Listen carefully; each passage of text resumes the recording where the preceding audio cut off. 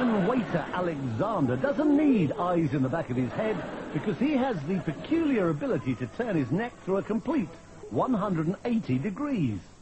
Normally the muscles and the vertebrae in the neck prevent that happening, but because of a peculiarity in his spine, Alexander has confounded orthopedic specialists for years.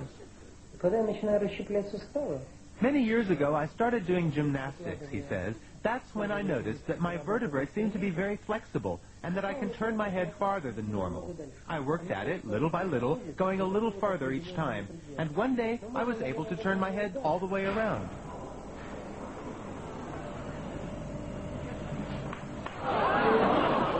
Despite the somewhat unsettling crunching of bones, Alexander claims to feel no pain, which is more than can be said for the people sitting behind him on a bus.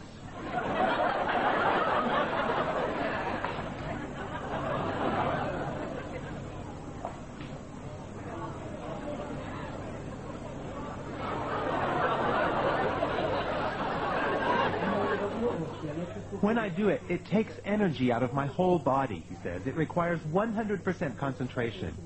This may sound silly, I know, but in that moment, I don't feel like myself. It's as if I were another person whose body is filled with some kind of energy. I've been a radiologist for more than 30 years, he says, but I've never seen anything like it. Alexander is extremely flexible, no doubt about it. However, I suspect that it's a congenital ability.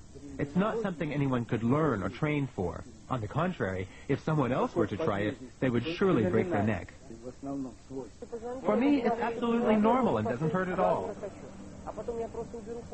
The fact that he can turn other people's heads as well, although obviously not as far, has encouraged Alexander to take his peculiar skill on a concert tour.